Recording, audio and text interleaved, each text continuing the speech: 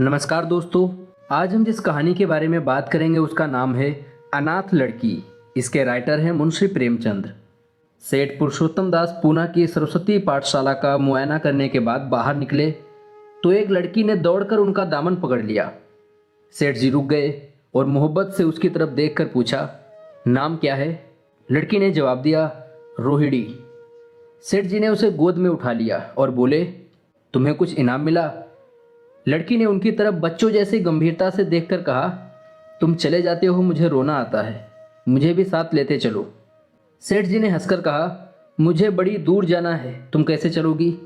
मदरसे के अफसर ने आगे बढ़कर कहा, इसका बाप 1 साल पहले मर गया, माँ कपड़े सीती है, बड़ी मुश्किल से गुजारा होता है। सेठ जी के स्वभाव में करुणा बहुत थी। ये सुनकर उनकी आंखें भर आई। उस भोली प्रार्थना में वो दर्द था जो पत्थर से दिल को पिघला सकता था। बेकसी और यतीमी को इससे ज़्यादा दर्दनाक ढंग से जाहिर करना नामुमकिन था। सेठ जी ने सोचा, इस नन्हे से दिल में न जाने क्या अरमान होंगे और लड़कियां अपने खिलौने दिखाकर कहती होंगी, ये मेरे बाप ने दिया है। वो अपने बाप के साथ मदरसे आती होगी, उनके साथ मेलों में जाती होगी और उनकी दिलचस्पियों का जिक्र करती होगी। ये सब बातें सुन सुनकर इस भोली लड़की को वो ख्वाहिश होती होगी कि मेरा बाप होता। माँ की मोहब्बत में गहराई और आत्मीयता होती है जिसे बच्चे समझ नहीं सकते। बाप की मोहब्बत में खुशी और चाव होता है जिसे बच्चे खूब समझते हैं। सेठ जी ने रोहिणी को प्यार से गले लगा लिया और बोले, अच्छा, मैं तुम्हें अपनी बेटी बनाऊंगा, लेकिन खूब जी लगाकर पढ़ना। अब छुट्टी का वक्त आ गया है, मेरे साथ आओ, तुम्हारे घर पहुंचा दूँ। ये कहकर उन्होंने रोहिणी को अपनी मोटर कार में बिठा लिया। रोहिणी ने बड़े इत्मीनान और गर्व से अपनी सहेलियों की तरफ देखा। उसकी बड़ी बड़ी आंखें खुशी से चमक रही थी और चेहरा चांदनी रात की तरह खिला हुआ था। सेठ ने रोहिणी को बाजार की खूब सैर कराई और कुछ उसकी पसंद से, कुछ अपनी पसंद से बहुत सी चीज़ें खरीदी। यहाँ तक कि रोहिणी बातें करते करते कुछ थक सी गई और खामोश हो गई। उसने इतनी चीज़ें देख ली, इतनी बातें सुन ली कि उसका जी भर गया। शाम होते होते रोहिणी घर पहुंची और मोटर कार से उतरकर रोहिणी को अब कुछ आराम मिला। दरवाज़ा बंद था। उसकी माँ किसी ग्राहक के घर कपड़े देने गई थी। रोहिणी ने अपने तोहफे को उलटना पलटना शुरू किया। खूबसूरत रबड़ के खिलौने, चीनी की गुड़िया दरा बचाने से चू चू करने लगती थी और रोहिणी ये प्यार संगीत सुनकर फूले ना समाती थी। रेशमी कपड़े और रंग बिरंगी साड़ियों की कई बंडल थे, लेकिन मखमली बूटे की गुलकारियों से उन्हें खूब लुभाया था। उसे इन चीज़ों से पाने की जितनी खुशी थी, उससे ज़्यादा उन्हें अपनी सहेलियों को दिखाने की बेचैनी थी और वो अपनी मोहनी आवाज़ में गीत गाने लगी। सेठ जी दरवाजे पर खड़े इस पवित्र दृश्य का हार्दिक आनंद उठा रहे थे और इतने में रोहिणी की माँ रुक्मणी कपड़ों की एक पोटली लिए हुए आती दिखाई दी। रोहिणी ने खुशी से पागल होकर एक छलांग मारी और उसके पैरों से लिपट गई। रुक्मणी का चेहरा पीला था, आंखों में हसरत और बेकसी छिपी हुई थी। गुप्त चिंता का सजीव चित्र मालूम होती थी, जिसके लिए जिंदगी में कोई सहारा नहीं। मगर रोहिणी को जब उसने गोद में उठाकर प्यार से चूमा तो जरा देर के लिए उसकी आंखों में उम्मीद और जिंदगी की झलक दिखाई दी। मुरझाया हुआ फूल खिल गया। बोली, आज तू इतनी देर तक कहाँ रही? मैं तुझे ढूंढने पाठशाला गई थी। रोहिणी ने हुमक कर कहा, मैं मोटर कार पर बैठकर बाजार गई थी, वहाँ से बहुत अच्छी अच्छी चीज़ें लाई हूँ। वो देखो कौन खड़ा है। माँ ने सेठ जी की तरफ ताका और लजा कर सिर झुका लिया। बरामदे में पहुंचते ही रोहिणी माँ की गोद से उतरकर सेठ जी के पास गई और अपनी माँ को यकीन दिलाने के लिए भोलेपन से बोली, क्यों, तुम मेरे बाप हो ना? सेठ जी ने उसे प्यार करके कहा, हाँ, तुम मेरी प्यारी बेटी हो। सेठ जी ने उसके बाल सुलझाकर जवाब दिया, मैं यहाँ रहूँगा तो काम कौन करेगा? मैं कभी कभी तुम्हें देखने आया करूँगा, लेकिन वहाँ से तुम्हारे लिए अच्छी अच्छी चीज़ें भी भेजूँगा। रोहिणी कुछ उदास हो गई। इतने में उसकी माँ ने मकान का दरवाज़ा खोला और बड़ी फुर्ती से मैले बिछावन और फटे हुए कपड़े समेटकर कोने में डाल दिए कि कहीं सेठ जी की निगाह उन पर पड़ न जाए। ये स्वाभिमान स्त्रियों की खास अपनी चीज़ है। रुक्मणी अब इन सोच में पड़ गई थी कि मैं इसकी क्या खातिर तवज्जो करूं। उसने सेठ जी का नाम सुना था। रुक्मणी का पति हमेशा उनकी बड़ाई किया करता था। वो उनकी दया और उदारता की चर्चाएं अनेकों बार सुन चुकी थी। वो उन्हें अपने मन का देवता समझा करती थी। उसे क्या उम्मीद थी कि कभी उसका घर भी उनके कदमों से रोशन होगा। लेकिन आज जब वो शुभ दिन संयोग से आया तो वो इस काबिल भी नहीं कि उन्हें बैठने के लिए एक मोढ़ा दे सके। घर में पान और इलायची भी नहीं। वो अपने आंसुओं की किसी तरह रोक ना सकी। भाई जी अब मैं जाता हूँ, मुझे भी यहाँ बहुत काम करना है। मेरी रोहिणी को कोई तकलीफ़ ना हो, मुझे जब मौका मिलेगा उसे देखने आऊँगा।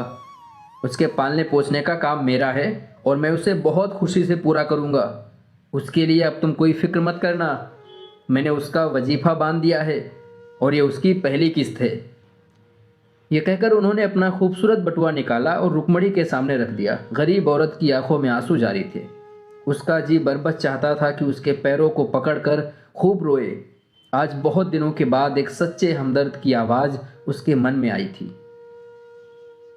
जब सेठ जी चले गए तो उसने दोनों हाथों से प्रणाम किया। उसके हृदय की गहराइयों से प्रार्थना निकली, आपने एक बेबस पर दया की है ईश्वर, आपको इसका बदला दे।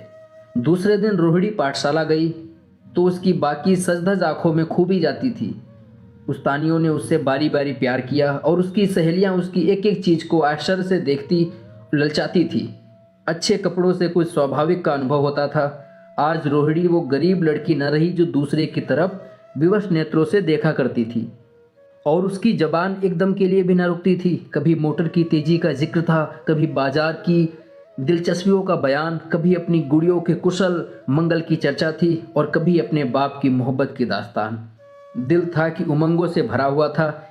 एक महीने बाद सेठ पुरुषोत्तम दास ने रोहिणी के लिए फिर तोहफे और रुपए रवाना किए। बेचारी विधवा को उनकी कृपा से जीविका की चिंता से छुट्टी मिली। वो भी रोहिणी के साथ पाठशाला आती और दोनों माँ बेटियाँ एक ही दर्जे के साथ साथ पढ़ती। लेकिन रोहिणी का नंबर हमेशा माँ से अव्वल रहा। सेठ जी जब पूना की तरफ से निकलते तो रोहिणी को देखने जरूर आते और उनका आगमन उनकी प्रसन्नता और मनोरंजन के लिए महीनों का सामान इकट्ठा कर देता। इसी तरह कई साल गुजर गए और रोहिणी ने जवानी के सुहाने भरे मैदान में पैर रखा। रोहिणी अब आंतरिक और बाह्य सौंदर्य में अपनी पाठशाला की नाग थी। हाव भाव में आकर्षण, गंभीरता, बातों में गीत सा खिंचाव और गीत का सा आत्मिक रस था। कपड़ों में रंगीन सादगी, आंखों में लाज संकोच, विचारों में पवित्रता। जवानी थी मगर घमंड और बनावट और चंचलता से मुक्त। उसमें एक एकाग्रता थी। कुछ दिन बीते। सेठ जी के बड़े बेटे नरोत्तम दास कई साल तक अमेरिका और जर्मनी की यूनिवर्सिटी की खाक छानने के बाद इंजीनियरिंग विभाग में कमाल हासिल करके वापस आए थे। अमेरिका के सबसे प्रतिष्ठित कॉलेज में उन्होंने सम्मान का पद प्राप्त किया था। अमेरिका के अखबार एक हिंदुस्तानी नौजवान की शानदार कामयाबी पर चकित था। उन्हीं का स्वागत करने के लिए बम्बई में एक बड़ा जलसा किया गया था। इस उत्सव में शरीक होने के लिए लोग दूर दूर से आए थे। सरस्वती पाठशाला को भी निमंत्रित मिला और रोहिणी को सेठ जी से विशेष रूप से आमंत्रण मिला। पाठशाला में हफ्तों तैयारियां हुई। रोहिणी को एकदम के लिए भी चैन न था। ये पहला मौका था कि उसने अपने लिए बहुत अच्छे अच्छे कपड़े बनवाए। रंगों के चुनाव में वो मिठास थी, काट छाट में वो फलन जिसमें उसकी सुंदरता चमक उठी। सेठानी कौशल्या देवी उसे लेने के लिए रेलवे स्टेशन पर मौजूद थी। रोहिणी गाड़ी से उतरते ही उनके पैरों की तरफ झुकी, लेकिन उन्होंने उसे छाती से लगा लिया और इस तरह प्यार किया कि जैसे वो उनकी बेटी हो। वो उसे बार बार देखती थी और आंखों से गर्व और प्रेम टपक पड़ता था। इस जलसे के लिए ठीक समुद्र के किनारे एक हरे भरे सुहाने मैदान में एक लंबा चौड़ा शामियाना लगाया गया था। एक तरफ आदमियों का समुद्र उमड़ रहा था, दूसरी तरफ समुद्र की लहरें उमड़ रही थी। गोया वो भी इसी खुशी में शरीक थी। जब उपस्थित लोगों ने रोहिणी के आने की खबर सुनी तो हजारों आदमी उसे देखने के लिए खड़े हो गए। यही तो वो लड़की है जिसने अब की शास्त्री की परीक्षा पास की है, जरा उसके दर्शन करने चाहिए। भोले भाले देश प्रेमियों में इस तरह की बातें होने लगी। शहर की कई प्रतिष्ठित महिलाओं ने आकर रोहिणी को गले लगाया और आपस में उनके सौंदर्य और उसके कपड़ों की चर्चा होने लगी। आखिर मिस्टर पुरुषोत्तम दास तशरीफ लाए। हालांकि वो बड़ा शिष्ट और गंभीर उत्सव था, लेकिन उस वक्त दर्शन की उत्कृष्टता पागलपन की हद तक जा पहुंची थी। एक भगदड़ सी मच गई। कुर्सियों की कतारें गड़बड़ हो गई। कोई कुर्सी पर खड़ा हुआ, कोई उसके हाथों पर। कुछ मनचले लोगों ने शामियाने की रस्सियां पकड़ी और उन पर जा लटके। कई मिनट तक यही तूफान मचा रहा। रोहिणी ने अपनी मंडली के साथ देश प्रेम में डूबा हुआ गीत शुरू किया। सारे उपस्थित लोग बिल्कुल शांत थे और उस समय वो सुरीला राग, उसकी कोमलता और स्वच्छता, उसकी प्रभावशाली मधुरता, उसकी उत्साह भरी वाणी दिलों पर वो नशा सा पैदा कर रही थी। जिससे प्रेम की लहरें उठती थी, जो दिल से बुराइयों को मिटाता है और उससे ज़िंदगी की हमेशा याद करने वाली यादगारें पैदा करता है। गीत बंद होने पर तारीफ की एक आवाज़ न आई। वही ताने कानों में अब तक गूंज रही थी। गाने के बाद विभिन्न संस्थाओं की तरफ से अभिनंदन पेश हुए और तब नरोत्तम दास लोगों को धन्यवाद देने के लिए खड़े हुए। लेकिन उनके भाषण से लोगों की थोड़ी निराशा हुई। जो दोस्तों की मंडली में उनकी वक्रता के आवेग और प्रवाह की कोई सीमा न थी, लेकिन सार्वजनिक सभा के सामने खड़े होते ही शब्द और विचार दोनों ही उनके बेवफाई कर जाते थे। उन्होंने बड़ी बड़ी मुश्किल से धन्यवाद से कुछ शब्द कहे और तब अपनी योग्यता की लज्जित स्वीकृति के साथ अपनी जगह पर आ बैठे। कितने ही लोग उनकी योग्यता पर ज्ञानियों की तरह सिर हिलाने लगे। अब जलसा खत्म होने का वक्त आया। वो रेशमी हार जो सरस्वती पाठशाला की ओर से भेजा गया था मेज पर रखा हुआ था। उसे हीरो के गले में कौन डाले? प्रेसिडेंट ने महिलाओं की पंक्ति की ओर नज़र दौड़ाई। चुनने वाली आंख रोहिणी पर पड़ी और ठहर गई। उसकी छाती धड़कने लगी, लेकिन उत्सव से सभापति के आदेश का पालन आवश्यक था। वो सर झुकाए हुए मेज के पास आई और कांपते हाथों से हार को उठा लिया। एक क्षण के लिए दोनों की आंखें मिली और रोहिणी ने नरोत्तम दास के गले में हार डाल दिया।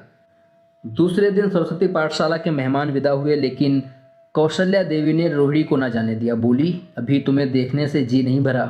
तुम्हें यहाँ एक हफ्ता रहना होगा। आखिर मैं भी तो तुम्हारी माँ हूँ। एक माँ से इतना प्यार और दूसरी माँ से इतना अलगाव। रोहिणी को जवाब न दे सकी। ये सारा हफ्ता कौशल्या देवी ने उसकी विदाई की तैयारियां में खर्च किया। 7वें दिन उसे विदा करने के लिए स्टेशन की तरफ आई। चलते वक्त उससे गले मिली और बहुत कोशिश करने पर भी आंसुओं को रोक ना सकी। नरोत्तम दास भी आए थे। उनका चेहरा उदास था। कौशल्या ने उनकी तरफ सहानुभूतिपूर्ण आंखों से देखकर कहा, मुझे ये तो ख्याल ही नहीं रहा। रोहिणी क्या यहाँ से पूना तक अकेली जाएगी? क्या हर्ज है तुम ही चले जाओ, शाम की गाड़ी से लौट आना। नरोत्तम दास के चेहरे पर खुशी की लहर दौड़ गई, जो इन शब्दों में न छिप सकी। अच्छा, मैं ही चला जाऊंगा। कुछ टाइम बीता। रुक्मणी को अब रोहिणी की शादी की फिक्र पैदा हुई। पड़ोस की औरतों में इसकी चर्चा होने लगी थी। लड़की इतनी सयानी हो गई है, अब क्या बुढ़ापे में ब्याह होगा? कई जगह से बात आई। उनमें कुछ बड़े प्रतिष्ठित घराने थे, लेकिन जब रुक्मणी उन पैमानों को सेठ जी के पास भेजती तो वे यही जवाब देते कि मैं खुद फिक्र में हूँ। रुक्मणी को उनकी ये टाल मटोल बुरी मालूम होती थी। रोहिणी को बम्बई से लौटे महीना भर हो चुका था। एक दिन वो पाठशाला से लौटी तो उसे अम्मा की चारपाई पर एक खत पड़ा हुआ मिला। रोहिणी ने खत को पढ़ा। लिखा था, बहन, जब से मैंने तुम्हारी लड़की को बम्बई में देखा है, मैं उस पर रीझ गई हूँ। अब उसके बगैर मुझे चैन नहीं है। क्या मेरा ऐसा भाग्य होगा कि वो मेरी घर की बहू बन सके? मैं गरीब हूँ, लेकिन मैंने सेठ जी को राजी कर लिया है। तुम भी मेरी ये विनती कबूल करो। मैं तुम्हारी लड़की को चाहे फूलों की सेज पर न सुला सकूं, लेकिन इस घर का एक एक आदमी उसे आंखों की पुतली बनाकर रखेगा। अब रहा लड़का, माँ के मुंह से लड़के का बखान कुछ अच्छा नहीं मालूम होता, लेकिन ये कह सकती हूँ कि परमात्मा ने ये जोड़ी अपनी हाथों से बनाई है। सूरत में, स्वभाव में, विद्या में, हर दृष्टि में वो रोहिणी के योग्य है। जवाब जल्द देना। और ज़्यादा क्या लिखूं? नीचे थोड़े से शब्दों में सेठ जी ने उस पैगाम की सिफारिश की थी। रोहिणी गालों पर हाथ रखकर सोचने लगी।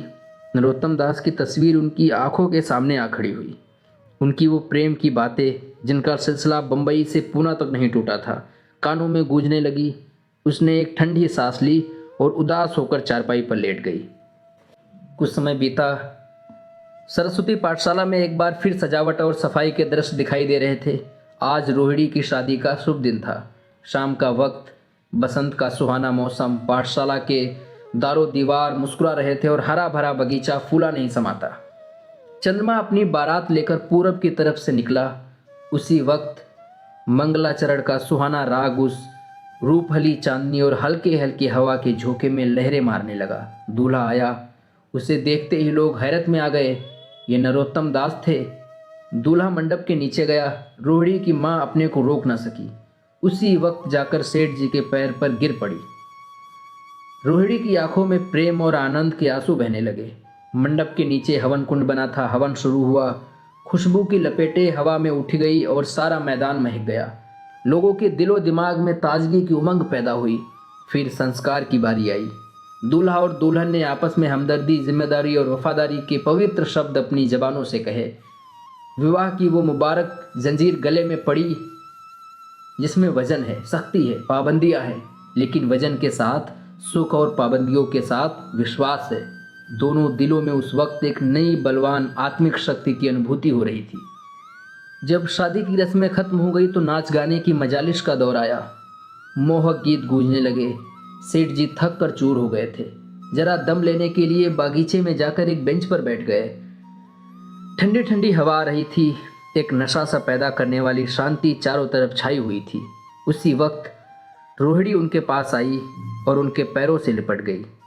सेठ जी ने उसे उठाकर गले से लगा लिया और हंसकर बोले, क्यों, अब तो तुम मेरी अपनी बेटी हो गई ना। तो दोस्तों, अगर आपको मेरी यह कहानी पसंद आई हो तो मेरे चैनल को सब्सक्राइब कर देना। हम आपको फिर मिलेंगे एक नए ऑडियो बुक के साथ। धन्यवाद।